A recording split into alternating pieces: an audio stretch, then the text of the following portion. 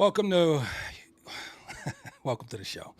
It's your boy N.I.C. and the place to be. My main man on the ones and twos, the human sports almanac, the legend himself, Mr. Jason Baum.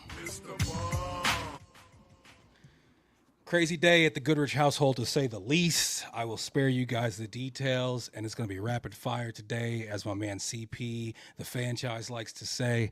And we are going to get right into it, and we are going to start off with a little bit of Knicks. Then we're going to talk a little bit of World Cup. We're actually going to talk a lot of World Cup. It's going to be the closest thing to a soccer podcast that you're ever going to see out of me today, probably, especially since I probably won't care about any of this for the next 3 3/4 years.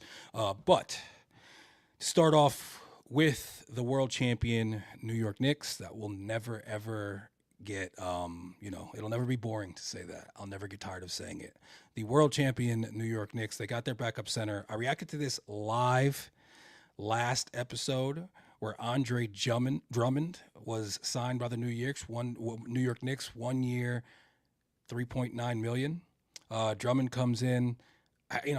My reaction that I had that day is pretty similar to how I feel overall, where he is definitely a guy who is somewhat reliable. He's a prolific rebounder, has been his entire career. You know what you're going to get from him when it comes to rebounds. He can't finish. He can't jump. He's a decent passer. He's a better three-point shooter than I thought. I said last week, I said absolutely no threes from him. I don't want to see any of those corner threes that I saw him taking against the Knicks when we played them. But honestly, after a little bit more research, he's got a decent three ball. He shoots it pretty well from the corners. And so, the Knicks, they go ahead and they get their guy. And he's not Mitchell Robinson. He's not going to be able to defend on the perimeter like Mitchell Robinson. He's not going to be able to affect shots at the rim quite like Mitch does. And he is not quite the offensive rebounder that Mitch is. But when you look at the numbers, it's surprising how close they are. Honestly, a lot of these numbers, everything's per 36 or per 100 possessions, a pop, whatever. When I look at them, I see Mitch at the top and I see Drummond right behind him quite often. He's a better defensive rebounder, something that I thought definitely was a fall off for Mitch these last few years as a Knick. But hey, I think that overall he's a serviceable backup. I think that when you win a championship, it's inevitable that you're going to lose some players, especially with the current second apron, how it's set up. Shout to CJ McCollum. Not shout to him, but I want to point out CJ McCollum. This current CBA, I'm pretty sure you were the president of the Players Association when it was signed. It don't look that good from the players' point of view. And even owners are getting annoyed by the fact that they can't re-sign their guys. I saw something where Brad Stevens, he was explaining some sort of percentages and just saying basically it's almost impossible if you have two guys that want to get all of that money. And that's something that I'll touch on again here in just a second. DeMar DeRozan is a free agent. A lot of people in the Knicks Twitter space have been begging for DeMar as like a backup off the bench, like combo guard. I mean, not really. It's just a guy who can handle the ball a little bit and obviously can score. He's proved to be a capable scorer throughout his entire career. I think still averaged like 18 on good percentages last year. Gives you a few assists a game too. Again, 3-4 assists. To me personally, I don't want DeMar DeRozan. I'd rather bring back Jordan Clarkson. I have so much respect for Clarkson, the way that he handled himself last year, the fact that he totally reinvented his game, stopped just chucking up threes, focused on defense and offensive rebounding, and by doing so, he helped the Knicks go on and win an NBA championship. I thought he was huge for us in certain pockets of the season, fell out of the rotation, got back into the rotation after a performance against Utah, his former team, and Rick Brunson is on the sideline telling Mike Brown, hey, go ahead and throw him in. Gets his former team. We were looking a little listless at the time, and he comes in and he plays very well, gets right back into the rotation. And then Clarkson continues to be, kind of just that guy off the bench who can come in and just be a bit of a firecracker, and the fact that he was willing to stay a professional, he never bitched and complained. He augmented his game to help win a championship. I'll take that back on my team. And, DeMar DeRozan's going to want a whole lot of shots. And I don't know if we have those shots to give to him, truthfully, on this team, especially as other guys. I think you're going to see an uptick in shots from out of OG this year. I think you're going to see a lot more just free flowing basketball with Cat at the hub. And I don't know if DeMar DeRozan really fits into that, as he's typically a guy who likes to get the ball, look his man down, and get a bucket. He's very good at it. I just don't think it's what we need. And I'm all about just bringing the whole band back as much as we possibly can. And if we were able to bring Clarkson back, we're basically bringing back everybody but Mitch. Mitchell Robinson had his statement, after leaving the Knicks. He did admit that his hand his hand collided with his truck. He didn't say he punched his truck. He said it hit, his hand hit his truck after finding out that his brother had been in a car accident. Listen, absolutely, I feel horrible for Mitch and having to deal with some of the, just the drama and some of the struggles that he's had recently. I also think that when you pay somebody millions of dollars, you can have certain expectations for them on how they're going to conduct themselves in all different types of moments of crisis, moments of joy, whatever the case may be. If I'm giving a guy 15 million, I need you to not punch something and break your hand on the eve of the finals when you're upset. I'm sorry. Sorry, I know a lot of people love Mitch. People in Knicks Twitter, they'll kill me for this because they, it seems like you can't say anything anti-Mitch or even bring up, some glaring deficiencies that he has without somebody like, acting like, you're not loyal or something like that. Look, I wish Mitch all the best. I need you to not break your hand right before the finals. I need you to, accidents happen, sure. This was not an accident. You were emotional and this happened, and I need you to figure out a way not to do that. Point blank, period. Brunson came out today. He is getting wrist surgery. It's the wrist and the forearm of his left hand. He'll have to sit it down and rehab it for 2 months, and he should be ready for the beginning of the season. Nothing to be too alarmed about. I'm sure for Brunson, he's the type of guy that him not shooting a ball for a couple months is going to be very hard for him. I'm sure towards the end of that rehab, he'll be able to shoot and, definitely be able to get into his routine enough. I'm sure he'll still be continuing to work on the rest of his body. And you know what? Honestly, for a guy like him, it might be good for him to just make him sit down for a second. Just had a new kid, just won a championship, sit there, enjoy that, stay working, no doubt. We already know. We already seen videos of you back in the lab getting it done. But I'm okay with Brunson, having to take a little time and sit down, even if it's forced upon him. What it does is it just adds another layer to the fact that he had a injury in his shooting wrist while he was leading us to the NBA Finals, while he was personally outplaying and outdueling the golden boy that everybody wants to call the best player in the NBA. When Brunson was crossing him over, hitting him with the liver shot, that liver shot, it was with something in his wrist that would later need surgery. All them great jump shots he made with that left hand were all things that he was doing with a wrist and or a forearm that would later need surgery. So it just adds another layer, another piece of lore to the King of New York and his championship run. Shout to JB, man. Shout to Brunson. Donovan Mitchell signs a max. So Donovan Mitchell signs a max. He could re-sign next year for more. So therefore, it's slightly like the Brunson thing where he left some money on the table, though it doesn't seem like AAV wise he left as much on the table. I'm not exactly sure how that works. I wanted Donovan Mitchell so bad that summer, where many people, including like Fat Joe, will tell you that the deal was just absolutely done. And in the last second, Danny Ainge came in, demanded more, and the Knicks backed away. But I wanted him a few off seasons ago, in addition to Jalen Brunson. And I wanted him much more than I wanted Jalen Brunson.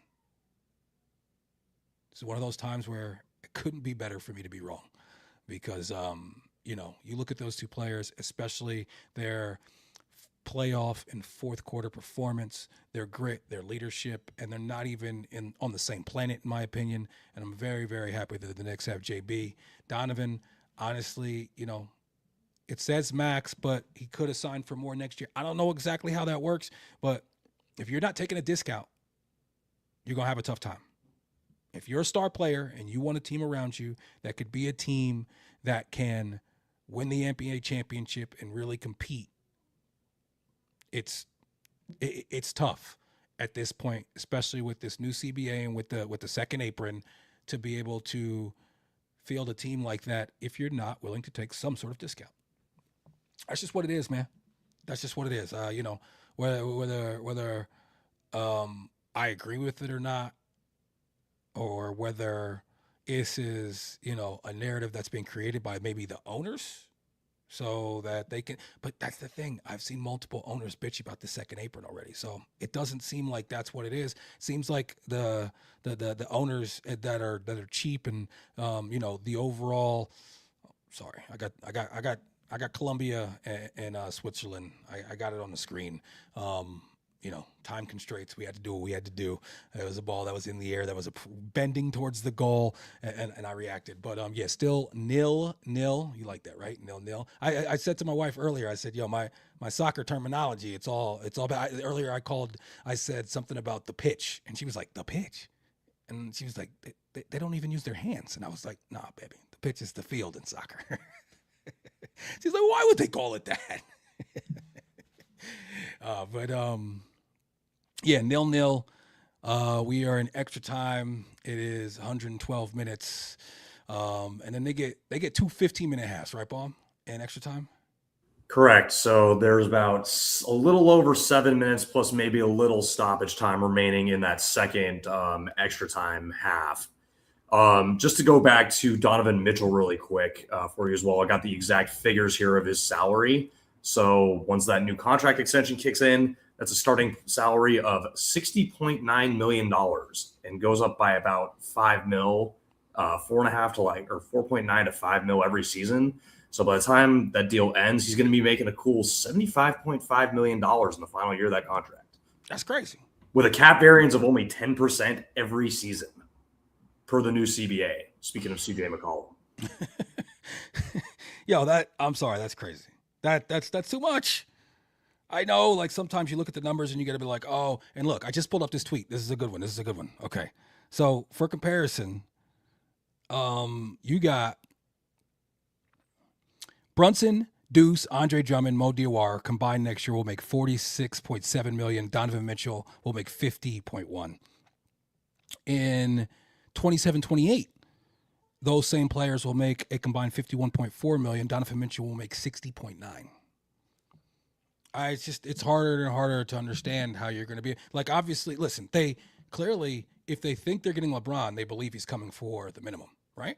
That's the only thing that makes sense. So, okay, you got James Harden. He's not a max guy anymore. I mean, I don't know. It just seems like it's really, really. I see how difficult it is for the Knicks to try to build this team and now keep it together. And I can't imagine what it would be if Brunson was making max money, which he clearly deserves. But hey, y'all figure it out in Cleveland, man. We are over here. Last thing I want to talk about with the Knicks real quick. I debated whether or not I was going to talk about this at all today, but there's a little bit of a beef going on right now in Knicks Twitter land, and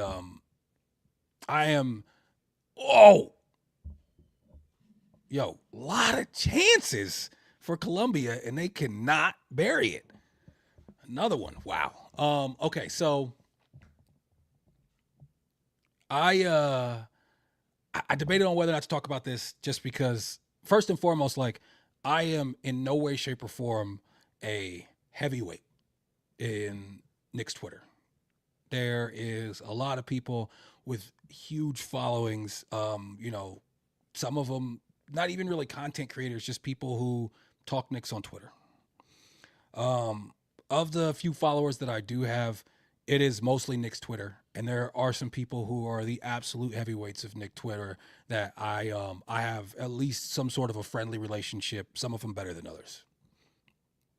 I give all those caveats because I'm not going to get, so basically, I will say who did this because it's very easy and it's not giving an opinion. But Papa Left, Lefty, I forget exactly what his handle is, but on Knicks, if you know Knicks Twitter, you know who he is. He is a team ambassador with Fanatics, and he I guess he chose. I don't know exactly what the process was, but some people that are some of the more prominent people in Knicks Twitter got small like Fanatics replicas of the Larry O'Brien.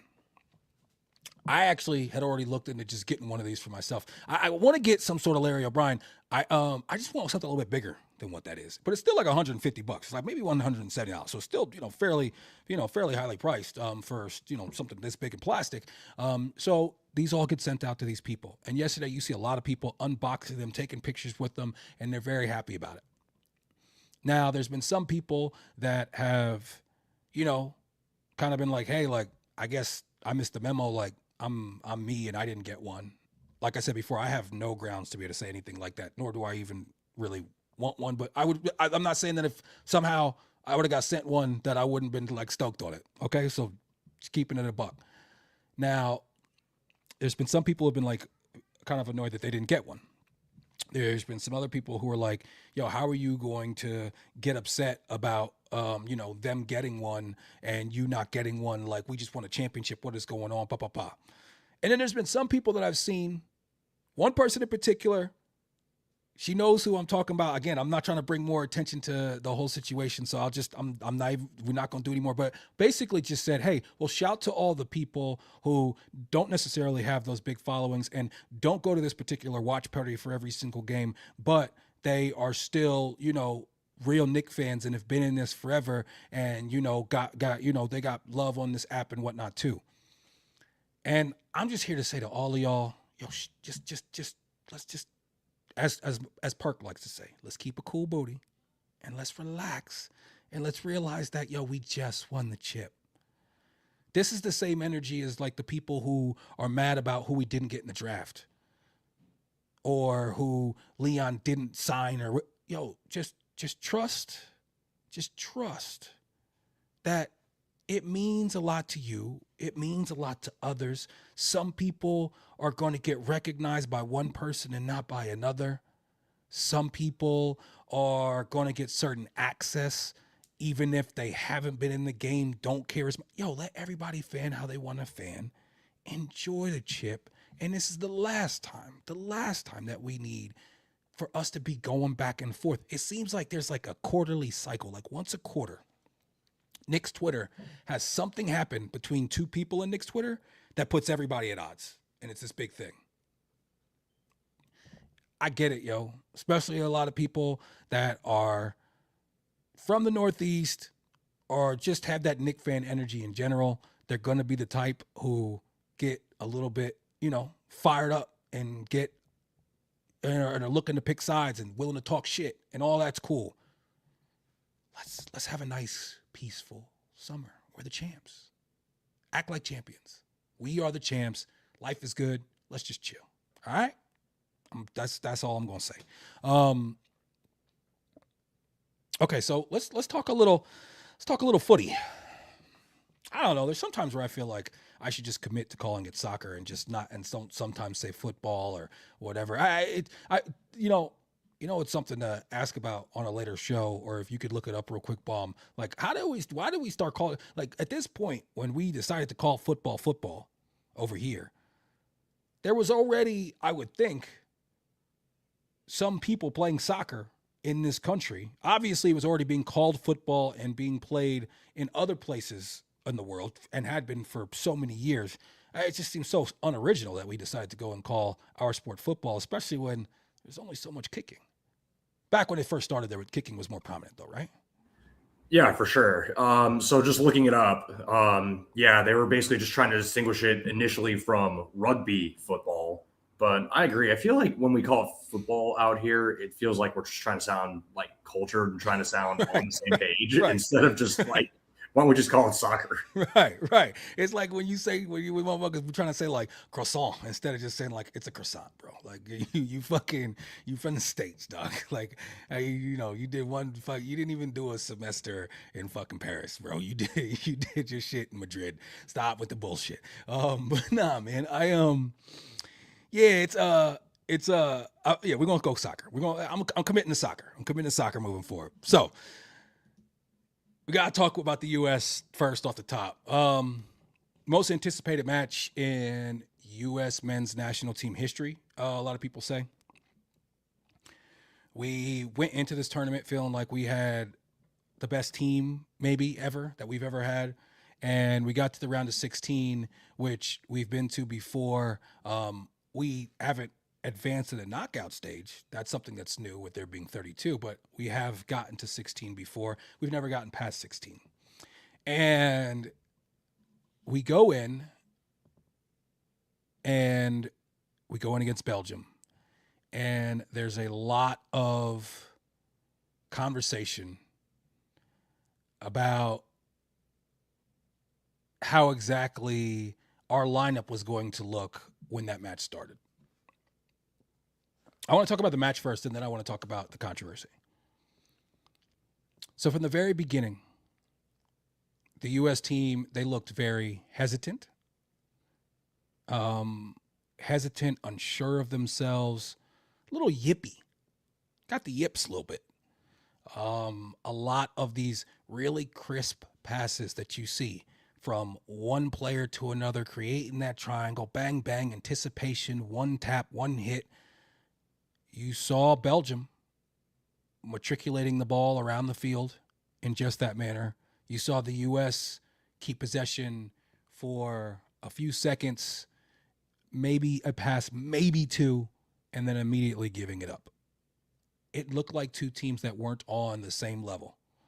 I'm no soccer expert. I've probably coached more soccer games than I've watched, just coaching my kids when they were young. But it was just so clear that one team was outclassing another. And unfortunately, that was the U.S. team that was being outclassed. I mean, it couldn't have popped off the screen more from the very beginning. You know, when Belgium scored their first goal, I was like, this could get ugly real quick. I could see us losing big. Now, the U.S. goes down 2-0. And then they're able to fight back into it. They come out in the second half and they look like, they got something going. They look like they're got a renewed energy. They're putting some pressure. They're getting a couple chances. And then we give up that third goal, which, I mean, Freese, that was one of the worst plays I've ever seen by a goalie in my entire life. He catches himself out there in no man's land, but then he gets possession of the ball. Then he goes to try to kick it, but he kicks the ground and, gives the ball right back. Easy goal. I don't know. It's like something you just don't even see on a college soccer level. I don't watch a lot of college soccer, but I mean, it just looked so amateur, that particular play. And after that, the game was over. Game was absolutely over. That was the second goal, actually, right, Baum? No, that was the third goal. So that was the third goal, yeah, in the second half. If you remember, the second third goal, goal. The fourth goal was the okay. Yeah. I'm with it. I was the right. Lukaku dagger. Yeah. Okay. Yo, I mean, come on, man. Like, it's very frustrating. Now, there's a lot of reasons. The whole fourth sport thing is one thing. The whole way that we treat youth soccer in this country, and especially our best players, and how we make them come out of pocket crazy money and therefore eliminate so many players who possibly could ascend to greatness, and how even when they go to another country and they get a transfer fee from one club to another club over in Europe, that money trickles down all the way to the youth teams that they were playing. They say you get like one. I've read something earlier that said if you get one kid to the pros from your youth team, it pays for like another 10, 20, 30 years of being able to run that youth team moving forward. We don't do that. We tried to do that recently, and they couldn't produce the youth records to be able to even do that. So clearly, they're just light years ahead of how they teach and grow the game in all these other countries who clearly are much more invested in it than we are. As somebody who has been involved with, say, youth soccer here, which believe it or not, the MLS, like your local MLS team or MLS teams, they do, it all trickles down from them, and they do like change certain rules. I remember my kids are in soccer at a time in the US where they started making the kids play on smaller fields with smaller goals because they were like, that's the European way that they do it. It makes them control the ball, pass the ball more, and understand the game, as opposed to just like one kid who's like bigger and stronger than everybody just taking the ball and running down the field. I was like, that makes sense. It annoyed me at the time because I had a kid. One of my kids was the one who was taking the ball and running straight down the field. But all of a sudden it changed, and I was like, but you know what? That makes sense. They're trying to develop the game. But if you look at something like Little League here, which I'm, very involved with, it is so dialed in, and you could tell it's clear why we're producing baseball players in this country, because we have a system from the time that they're little kids that funnels them to eventually, hopefully, the major leagues. Now, again, we have multiple sports here that we enjoy. So therefore, a place like Dominican Republic, where baseball is by far king, even though they have a tiny, minuscule percentage of the overall population, they can still produce, the amount of major league talent that they can. Obviously, Japan, very good at it as well. But the whole soccer thing, it just seems systematically, from the things that I read from people that are much smarter than me, we are just way behind the eight ball on that. And that's something that if we want to be able to catch up and we want to be able to compete on the national stage, we're going to have to change. But we also need our players that are supposed to be our best players to step up and be good. Pulisic sucks. He's not that good. Everybody keeps telling me how good this is, and there's times where you watch games and you're like, okay, I see how, when the game that he got subbed into, the game that we lost, the last game in the round robin, what they don't call it round robin, whatever, the group stage. Yeah, last game of the group stage, he got subbed in. You saw that he ticked up the play a little bit. You could see it. You could see what he was given. And I am a soccer novice, so if you're looking for like in-depth, like great soccer analysis here, you on the wrong spot. Skip forward to the next segment. But Pulisic, man, he's just not that good, yo. Like you watch some of these other players on other teams who are the other players that wear number 10 on their team, they control the game. You don't get that number 10 lightly. That's Pele's number, all right? So if you're going to wear Pele's number, you look around, whenever you see the other guy on the team who wears number 10, that motherfucker controls the game. He makes an impact on the game. The Mbappes, the Messis. I don't know who Belgium's number 10 was, but yesterday I was like, that's a number 10 right there, the way he's handling this game. Like, he forget the fuck his name is, but he's a number 10. Pulisic is not a number 10. That shit is sacred, and he shouldn't wear it for this team because, obviously he's dealt with a bunch of injuries in his career, but I don't know if yesterday was an injury or was a fucking cop-out, to be honest with you. It kind of felt that way, but I'm not going to put that on him. I'm not going to put that on him. But he's just not that good. He's overrated. And, when your best player plays like that, you're going to have a tough time. It's going to be really tough for you to be able to perform on this stage. And as the tournament went on, you saw the U.S. play different skill levels. And in this particular match, you saw a team that is one of them big-time European teams. All their dudes play in the big-time European leagues, and all of their youth is going out and finding those diamonds in the rough and making the most out of them.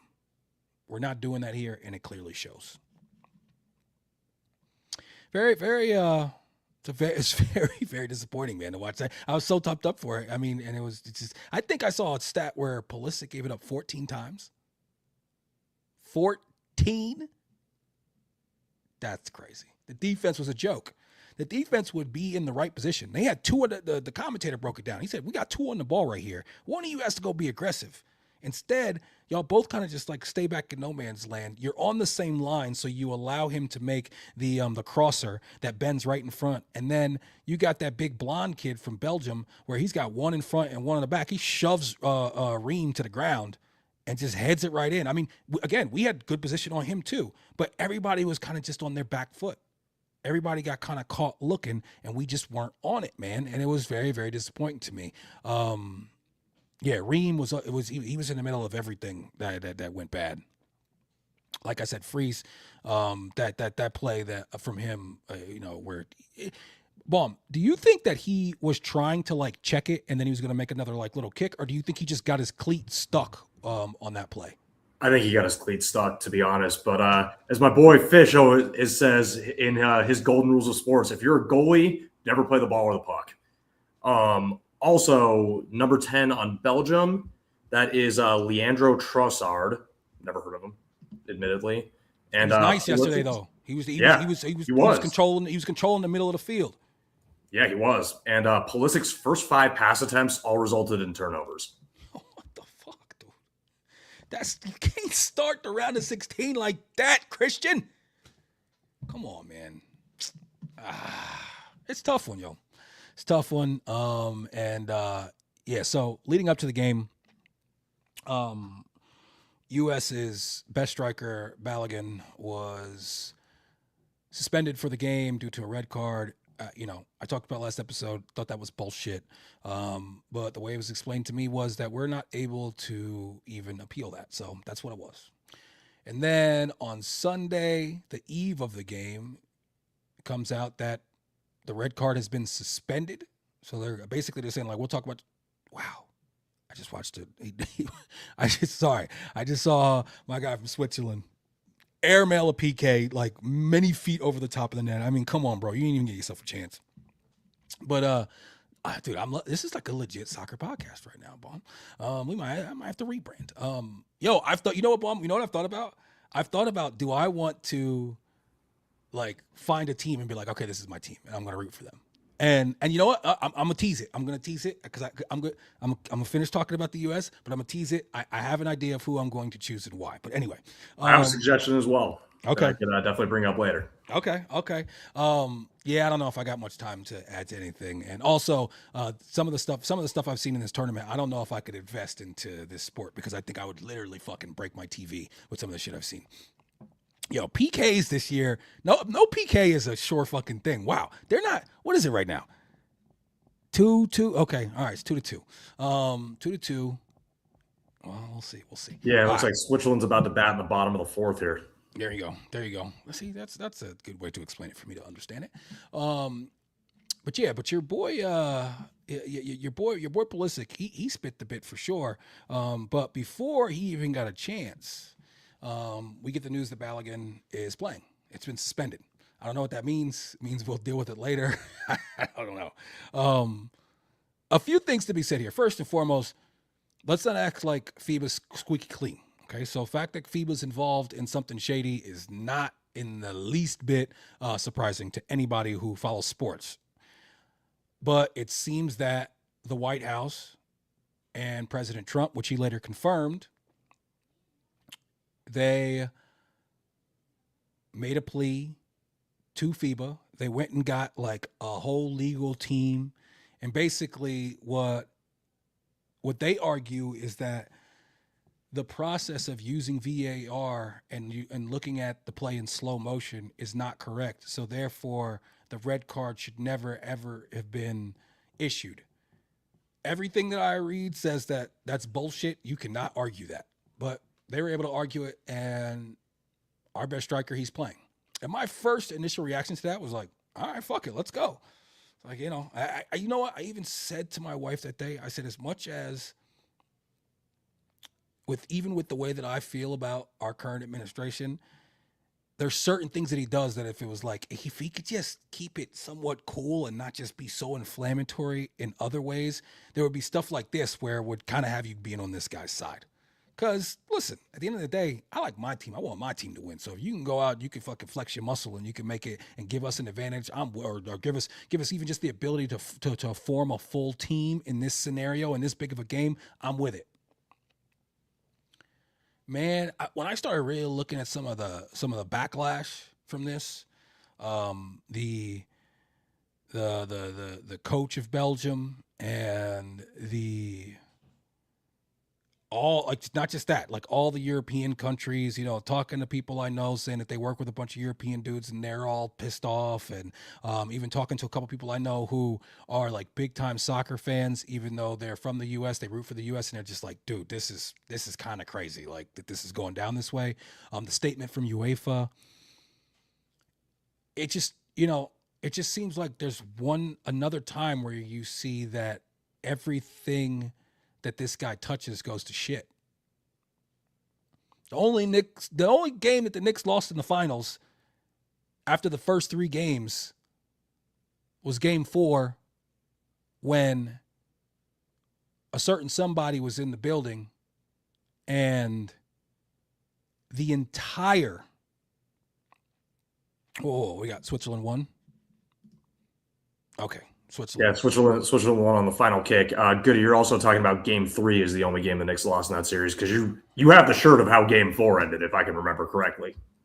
You see, my guy always keeping me in line. So yes, Game 3, the only game that we lost since Game 3 of the first round was the one where a certain someone was in attendance, and therefore, to quote Landry Shamet, it didn't even feel like a home game. The Knicks' entire routine was thrown off. And it's just like, once again, you give us a reason to be ridiculed on the national stage. And you see the video of, all the guys from Belgium doing the dance. They're all doing the dance in the locker room. They're mocking him essentially. And, our reputation as Americans, many people will tell you that because of previous leaders, we come off as weak. And I would tell you that we've never, ever come off quite like we do right now, and it's not good. It's not powerful. It's not strong. People aren't scared. They're laughing at us. They're ridiculing us. And my thing is that my initial thought was like, yo, this works out for us, so I'm with it. But when I really take a step back and I look at it, I say to myself, do I really want, like, the commander in chief even worried about this? For real. Listen, if you're a big sports fan, you want to make a call. He's not really into soccer, okay? I'm not either, though. But if you want to make a call, but getting a whole legal team together, that is resources and tax dollars at work. And I'm sorry, but vibes matter. They do, especially in sports. Vibes matter. And at the end of the day, I see so many people so angry with like a speech that say Mamdani made, where he talked about some of the different things that, he wants to see continue to improve in this country. And there's so many people who I, see on Facebook or Twitter or wherever talking about how, well, if you don't love this country, then do this, do that, do that, do that. I know, but okay. At the end of the day, when you want to talk about how this country is perceived, I think we all need to take a second and get ourselves out of our own patriotic hubris and stop and look at the rest of the world and how they perceive us, and how and how much they think that we're supposedly the great power that we all believe we are. I love this country. I got a lot of pride in it. I do think that it's got its faults, and I think it's okay to bring those things up. And I think that this country is built on the freedom of speech to be able to do that. And so many people that will scream freedom of speech when it benefits them want to take away somebody else's when it makes them think about things that they're uncomfortable about. I think it's got to go both ways. Argentina versus Egypt earlier today. Wow. What a soccer match. I mean, England versus Mexico, that was the best match of the tournament, many people said. I think this one takes the cake. It was a little slow to start, but then Egypt struck early. They're up 1-0. They're packing in the defense, occasionally taking their runs. Argentina's not really producing any strong chances. And then Egypt goes the length of the field, multiple great passes. Salah with the last just brilliant touch, which ends up in the goal. I was watching it with my son. We're both like, wow. I mean, just blown away by just how beautiful of a play that was. Not so fast.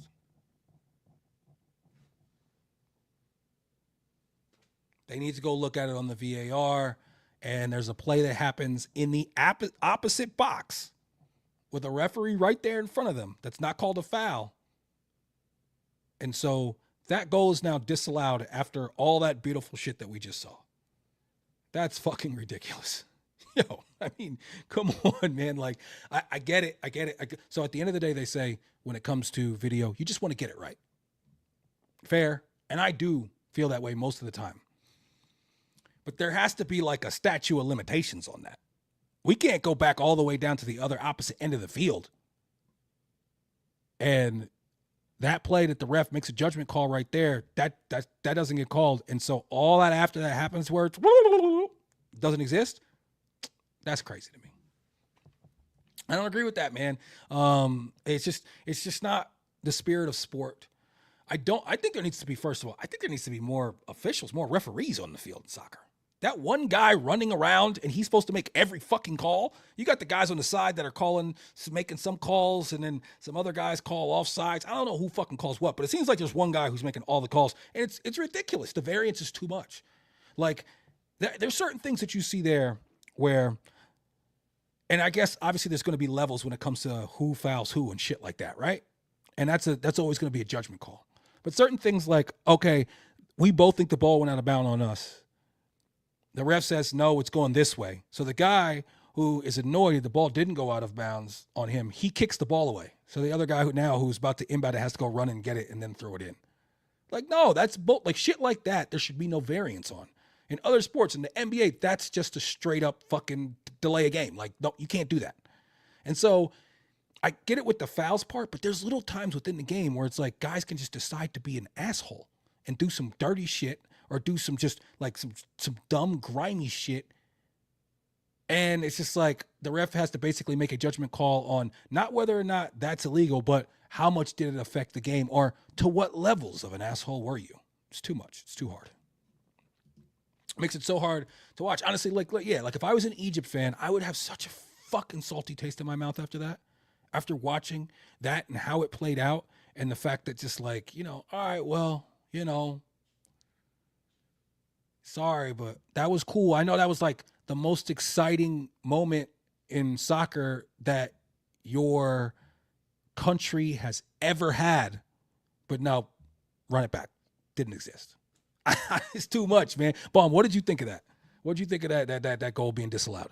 Horrible. I mean, you can't, it's like you said, you can't call something like that back on a play that happened at the other end of the field. Like, that was just so utterly ridiculous. It was, and it's like you also said earlier, it's not like FIFA has never been involved in anything shady, and they're a totally full of integrity organization here. So you can't help but think something was up. And I don't really like to be that guy, but it felt that way. And, a lot of these controversial calls have not necessarily gone the African team's way. I don't know. Take from that what you will.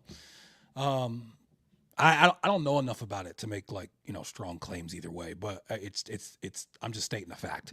And overall, just wow, what a game. I mean, that comeback by Argentina, for them to storm back the way that they did, down 2-0, should have been down 3-0, but down 2-0, and like I said, I'm now pulling for Egypt after that ball gets disallowed, because I'm like, this is bullshit. And I have friends who have parents from each country that I know fairly well, and I was thinking about both of them as the game was going on. I was communicating with my boy Chad, whose dad is Egyptian, throughout the game, and he was definitely hyped up. And obviously at the end he was a little bit crestfallen, because Argentina comes and they storm back and they score 3 goals in what feels like the blink of an eye. That right there was game 3 of the finals, 28-3 in the Super Bowl. It was that type of shit where it looked like you were dead. And I know that there was a match where the comeback happened in the last few minutes. That was against that happened to Ivory Coast. No, that was Belgium and Senegal last week. Belgium and Belgium Senegal. scored 2 goals in the final 5 minutes. And then what happened with England and Ivory Coast? That was crazy. England came back crazy on them too at the end, right? No, England didn't have a comeback. They have not had to do that in. I No, think you're thinking Harry of. Kane. It was Kane. Oh, that's Kane right. with Yeah, the he late. scored a late game. It was a one. Yeah, it was a 1 goal deficit, and he had to score a late game tying goal. Okay. Yeah, man. It's it's tough, man. I feel for the Egyptian fans, specifically just because they were on the cusp of having such a huge upset, and then obviously it doesn't go their way. Their keeper, Mustafa, I think his last name is like Shair or something like that. He was great, just absolutely fantastic throughout the entire match. Obviously it wasn't quite enough, and then Messi, man. I mean, come on, he's clearly the GOAT. I don't even think that can be even talked about at this point. And when you do talk about him, it's him or Maradona or it's Pele. Ronaldo, I'm sorry, you're on the outside of that conversation now. That it's some of it's him, some of it's not his fault. Some of it, you watch his team play, they do not just feature him and feed him like the Argentine team does Messi. And I also thought that in this match, an interesting thing was, because all these guys flop. It's a huge part of the game. Everybody's falling to the ground, holding on to their leg forever, trying to get a call, or at least trying to get like some favor for the next call, I guess, maybe. Because sometimes play continues and there's no call coming, but they still do that. I noticed that that play right after the final goal was scored by Argentina off the header, beautiful setup from Messi. Right after that final goal was scored, you immediately saw Salah, who he's a top 10 player, big name, plays for Egypt. You saw him running up to the ref and talking, and the goalie, Mustafa, he was doing the little thing, and then when they show the play, he basically just falls down in the box trying to get a call, and they go running the other way with the counter and they score. That is a point. That's a time where the flop cost you. You were trying to flop. You were trying to get PK, and then you're complaining about it afterwards. But when we go and we look at it and we slow it down, it's not like the previous call where there's something there that they can call. This one, you look at it very clearly. He just falls to the ground. He doesn't trip. No one trips him. He just falls. And then we see the counter fly down the other way, and the goal. That flopping shit, that's what it'll get you.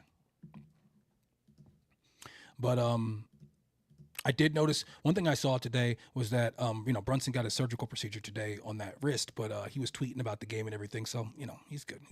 He's chilling. He's at home. Like I said, rest up, JB. But this World Cup has been enthralling to say the least. It's been great. I wish that the U.S. was more involved. All the big guys are showing up. You have Messi, as we've talked about. You have Mbappe doing his thing, Harry Kane doing his thing, and then you have this guy Haaland, who this dude is out of Viking Central Casting. The guy is fucking awesome.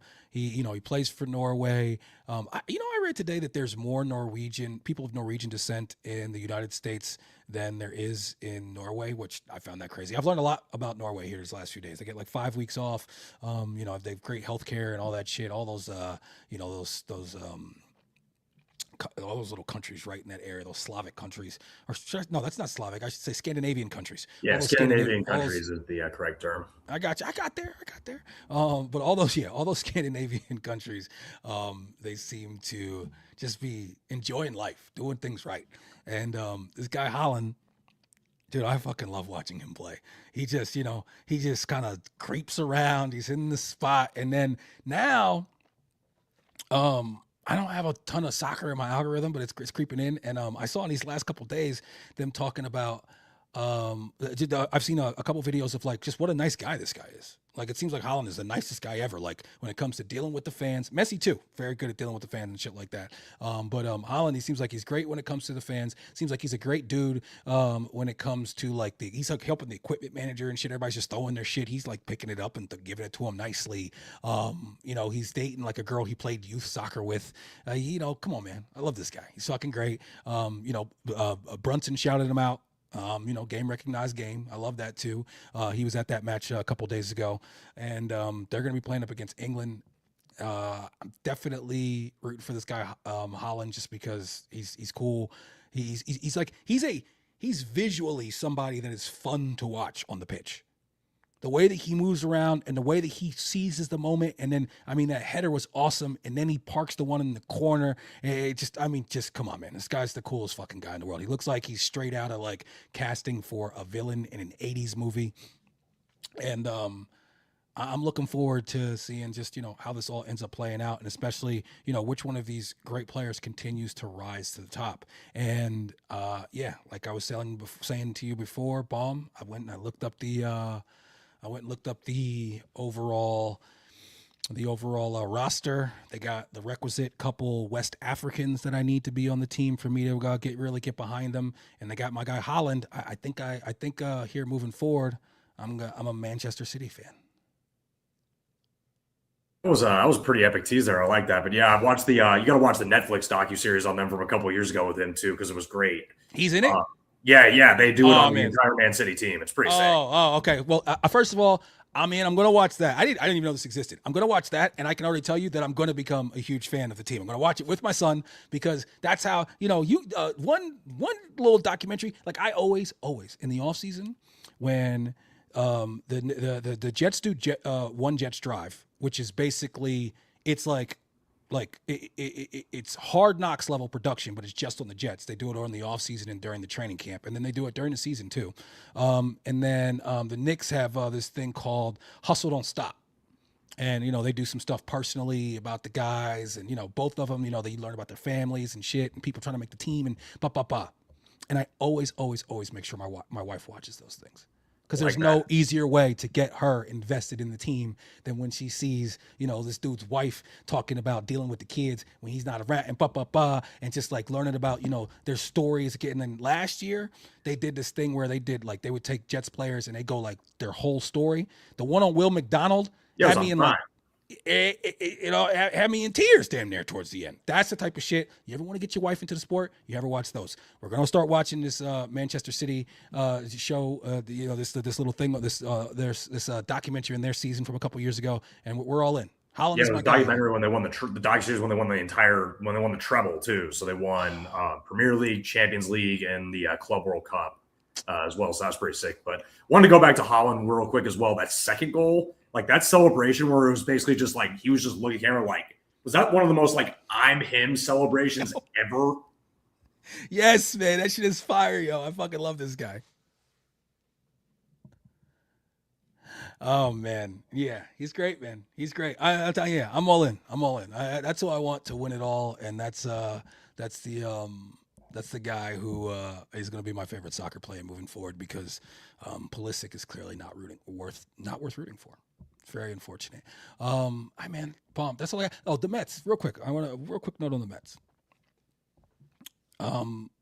They did win a game yesterday with which featured a Juan Soto clutch late home run.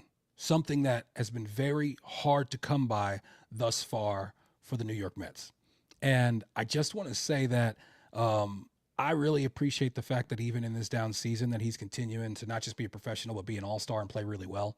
Really other than the outfield, Ewing, Benj, and Soto, and McLean, and Weaver.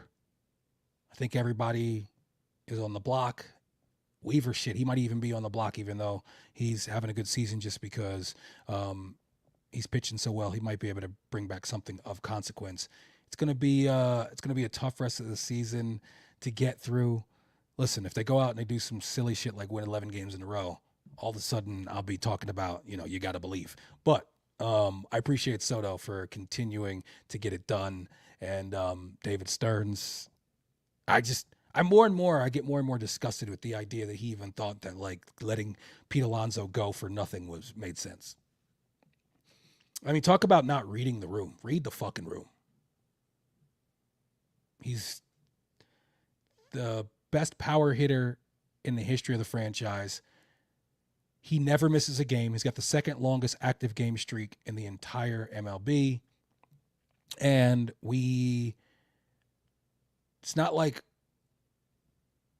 we didn't even make him an offer. So that's the thing. My thing is, the question is, okay, you really didn't want to give him a 5th year. Baltimore did. If you were to go out and you were to say, hey, we can do 4 at this number, but we didn't even make him an offer, which means that you had absolutely no thought of bringing him back. And the issue is that you wanted to, prevent runs. You wanted a better defense. He's a better defender than any of our first basemen. You got Mark Vientos over there who he turns routine ground balls into an entire vaudeville act. And you have Polanco, who's played 4 games and who's been oft injured his entire season. So it's not like you should have been surprised that he was going to be a guy who was most likely going to end up doing multiple IL stints. And you gave up Pete Alonso with that as your plan. You it's not just you gave him up, you disrespected him. And in my opinion, by doing so, you disrespected the entire fan base. And I am officially at the point where I feel like Stearns needs to go. Baum, what else you got, man? What else is going on? Anything else before we get out of here? Nothing exciting. I did just check Twitter to make sure I didn't miss anything from Shams, just in case a certain 41-year-old basketball player decided to sign somewhere. He is not. Not yet. Rich Paul. I see a lot of people hating on Rich Paul. I don't understand how you fucking hate on this guy. This guy went from being his homeboy to being a legitimate part of the entire conglomerate. And he is obviously somebody that Bron feels is vital. He's a hell of an agent, not just for Bron, but for his other clients. And I just don't understand some of the hate he gets. Look, the guy, he's somewhat glib. He can talk. So why wouldn't he have a platform? I don't get it. They literally tried to make a rule precluding him from being an agent. That's how good of an agent he is. Word. Yeah, shout out to Rich Paul, man. But yeah, man, hey, it's your boy Independent Nick. Definitely hit the like, hit the subscribe. Go to YouTube and hit the subscribe. That's where it helps me the most, helps the team. And also, if you go to YouTube and you hit that subscribe, hit the notification button so you know when we're going live. We're trying to do Tuesdays and Fridays. This week, Tuesdays and Fridays. This week, it's going to be on Thursday. We got a little, we got a scheduling conflict. We're letting y'all know now. We're going to be on Thursday. Replay gang, getting them comments. If you comment on any platform, I can promise you that I will reply. I do not promise you that it's going to be nice. We're available wherever you get your podcasts as well. Just anywhere, any platform, just search Independent Nick. There's not a whole bunch out there. I'm the only one. You'll find me. But other than that, appreciate y'all. And yeah, man, about to go watch my my youngest play in the States. So good luck to her. And shout out to everybody for coming through. It's your boy Independent Nick. Peace.